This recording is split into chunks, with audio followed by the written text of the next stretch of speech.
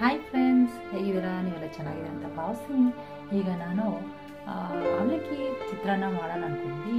ಅವಲಕ್ಕಿ ಚಿತ್ರಾನ್ನ ಬಂದ್ಬಿಟ್ಟು ನಾನು ಸ್ಪಾನ್ಸರ್ ಮಾಡ್ತಾ ಇದ್ದೀನಿ. ಯಾರಿಗೆ ಅಂದರೆ ಚಟ್ಪಟ ಪಟಾಕಿ ನಮ್ಮ ಭಾನುಪ್ರಿಯ ಬ್ಲಾಗ್ಸ್ ವಿತ್ ಭಾನುಪ್ರಿಯ ಅವ್ರಿಗೆ ಇದು ನಾನು ಸ್ಪಾನ್ಸರ್ ಮಾಡೋಣ ಅಂದ್ಕೊಂಡಿದ್ದೀನಿ.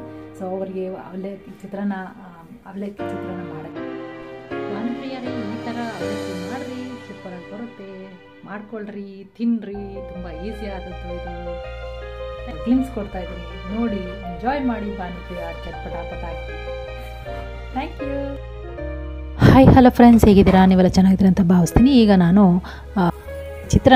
ಅವಲಕ್ಕಿ ಚಿತ್ರಾನ್ನ ಹೇಗೆ ಮಾಡೋದು ಅಂತ ನೋಡೋಣ.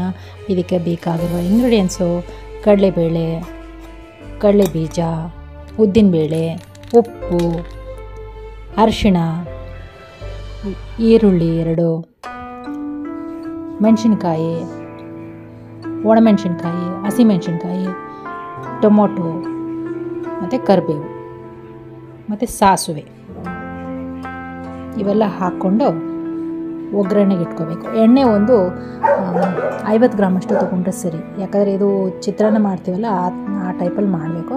ಸೊ ಅವಾಗ ಮಾಡಲಿಕ್ಕೆ ಚೆನ್ನಾಗಿರುತ್ತೆ. ಒಂದು ಅವಲಕ್ಕಿ ಬಂದ್ಬಿಟ್ಟು ಒಂದು ಅರ್ಧ ಕೆಜಿನ ನೆನೆ ಹಾಕ್ಕೊಂಡಿದ್ದೀನಿ. 20 ನಿಮಿಷ ನೆನೆ ಹಾಕಿದ್ರೆ ಸಾಕು. ಇವಾಗ ಮಾಡೋದು ಹೇಗಂತ ನೋಡೋಣ. ಎಣ್ಣೆ ಹಾಕಿದ್ದೀನಿ.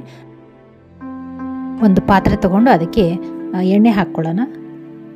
ಸಾಸಿವೆ, ಕಡಲೆಬೇಳೆ, ಕಡಲೆ ಬೀಜ, ಉದ್ದಿನಬೇಳೆ, ಒಣಮೆಣಸಿನ್ಕಾಯಿ, ಹಸಿಮೆಣಸಿನ್ಕಾಯಿ, ಕರಿಬೇವು ಎಲ್ಲ ಹಾಕ್ಕೊಂಡು ಕಡಲೆ ಬೀಜ, ಕಡಲೆಬೇಳೆ ನಮ್ಗೆ ಎಷ್ಟು ಬೇಕೋ ಅಷ್ಟು ಹಾಕ್ಕೋಬೋದು. ಮತ್ತು ಉದ್ದಿನಬೇಳೆನೂ ಅಷ್ಟೇ, ನಮಗೆ ಎಷ್ಟು ಬೇಕೋ ಅಷ್ಟು ನೋಡ್ಕೊಂಡು ಹಾಕ್ಕೋಬೋದು. ಮತ್ತು ಖಾರಕ್ಕೆ ಒಣಮೆಣಸಿನ್ಕಾಯಿ ಇಲ್ಲ ಹಸಿಮೆಣಸಿನ್ಕಾಯಿ ಎರಡೂ ನೋಡಿಕೊಂಡು ಹಾಕ್ಕೋಬೋದು.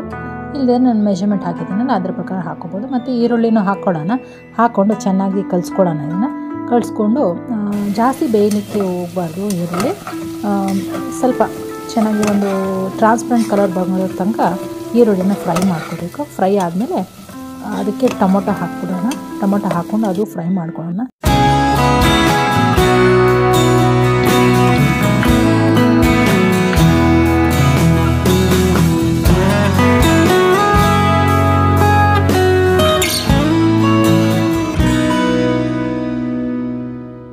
ಅದಕ್ಕೆ ಉಪ್ಪು ಹಾಗೆ ಸೇರಿಸ್ಕೋಬೇಕು. ಉಪ್ಪು ಸೇರಿಸ್ಕೊಂಡು ಚೆನ್ನಾಗಿ ಕಲಿಸ್ಕೊಂಡು ಟೊಮೊಟೊ ಬಂದು ಜಾಸ್ತಿ ಬೇಯಬಾರ್ದು. ಸೊ ಸ್ವಲ್ಪ ಬೆಂದಿದ್ದ ತಕ್ಷಣ ಅದಕ್ಕೆ ಅರಿಶಿನ ಹಾಕ್ಕೋಬೇಕು. ಅರಿಶಿನ ಹಾಕ್ಕೊಂಡು ಅದನ್ನು ಸ್ವಲ್ಪ ತಿರ್ಗಿಸ್ಕೊ. ಅವಲಕ್ಕಿ ಒಂದು 20 ನಿಮಿಷ ಚೆನ್ನಾಗಿ ತೊಳ್ಕೊಂಡು ನೆನೆ ಹಾಕಬೇಕು. ನೆನೆ ಹಾಕಿದ್ಮೇಲೆ ಫಿಲ್ಟ್ರ್ ಮಾಡ್ಕೊಂಡ್ಬಿಡ್ಬೇಕು. ಒಂದು ಬೌಲಲ್ಲಿ ಹಾಕಿ ಫಿಲ್ಟ್ರ್ ಮಾಡಿ ಇಟ್ಕೋಬೇಕು. ಅದು ಒಂದು 10 ನಿಮಿಷ ನೀರೆಲ್ಲ ಇಳಿದ ಮೇಲೆ ಈಗ ಇಸ್ಕಿ ನೋಡಿದ್ರೆ ಈ ಥರ ಇರುತ್ತೆ. ಸೊ ಅದನ್ನು ಒಗ್ಗರಣೆಯಲ್ಲಿ ಎಲ್ಲ ಹಾಕ್ಕೋಬೇಕು. ಹಾಕ್ಕೊಂಡು ಚೆನ್ನಾಗಿ ಕಲಿಸ್ಕೊಳ್ಳೋದಂದರೆ ಬೇರೆ ತಿರ್ಗಿಸ್ಬೇಕು ಅಷ್ಟೇ. ಚೆನ್ನಾಗಿ ಕಲಿಸಿದ್ರೆ ಅನ್ನ ಥರ ಕಲಿಸಿದ್ರೆ ಅದು ಹೊರಟೋಗುತ್ತೆ ಎಲ್ಲ. ಕೆಳಗಡೆಯಿಂದ ಮೇಲಕ್ಕೆ ಅಷ್ಟು ಮಾಡಬೇಕು. ಮಾಡಿದ ತಕ್ಷಣ ಅದು ಅವಲಕ್ಕಿ ಚೆನ್ನಾಗಿ ಮಿಕ್ಸ್ ಆಗುತ್ತೆ ಒಗ್ಗರಣೆ ಜೊತೆ. ಸೊ ಸ್ವಲ್ಪ ಹೊತ್ತು ಸ್ಟೀಮ್ಗೆ ಇಟ್ಕೋಬೇಕು. ಸ್ಟೀಮ್ಗಿಟ್ಟು ಹಂಗೆ ತಿನ್ನೋ ಥರ ಬಿಸಿ ಮಾಡ್ಕೊಂಡು ತಿನ್ನೋ ಥರ ಇರಬೇಕು. ಸೊ ಅದನ್ನು ಜಾಸ್ತಿ ಬಾಯ್ಲ್ ಮಾಡೋಕ್ಕೆ ಇಟ್ಬಿಟ್ರೆ ಎಲ್ಲ ಪಸ ಅಂತ ಆಗ್ಬಿಡುತ್ತೆ. ಸೊ ಆ ಥರ ಮಾಡೋಂಗಿಲ್ಲ.